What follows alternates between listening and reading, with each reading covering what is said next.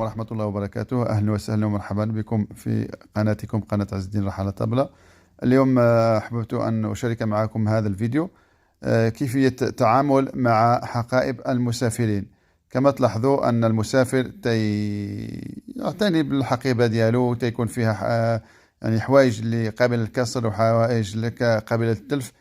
يعني كما تلاحظوا في هذا الصك ولا الصك، يعني في حالة يرثى لها أشياء اللي فيه كاملة تلاحت يعني تلاحت للقمامة. كما تشوفوا الصك تقطع تماما.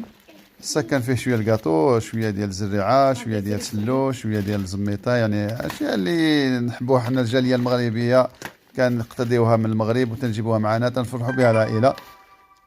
كتشوفوا يعني هذا اللهم إن هذا لمنكر، يعني الصاك كتشوفوا كيف ولا الاواني اللي كانوا فيه، يعني لي بواط اللي كانوا فيهم سلو، فيهم الكاطو، فيهم الاشياء اللي تقديتها من المغرب، كي ولات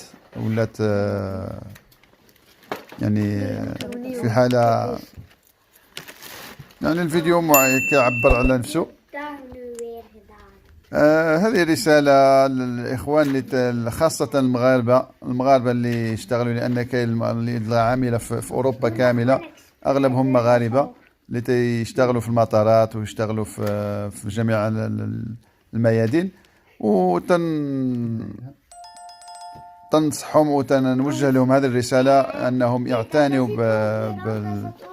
بالحقائب المسافرين، فهذه أمانة في رقابكم. وكما تلاحظوا أنا جبت حوايج لنفرح وليداتي، ولكن مع الأسف كتشوفوا أن كل شيء تلاح للقمامة.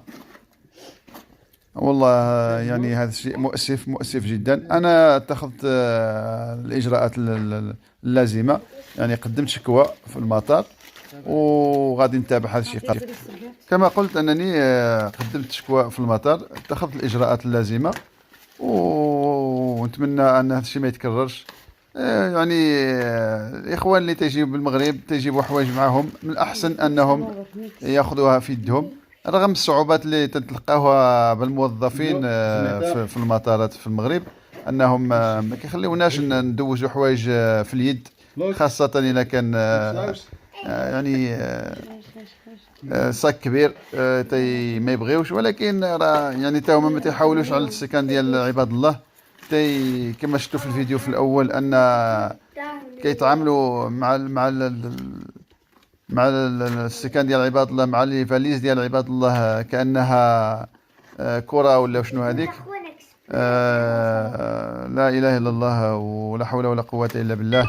هذا الشيء الانسان ما يتلقى ما يقول فيه.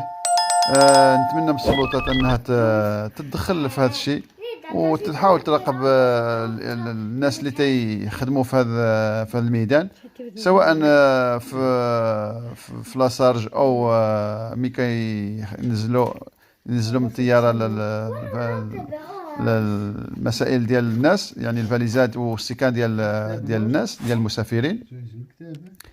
هذا الشيء اللي يعني نقدر نقوله. تحية للجميع، ونتمنى انكم تبارطاجيو هذا الفيديو باش يوصل للجميع.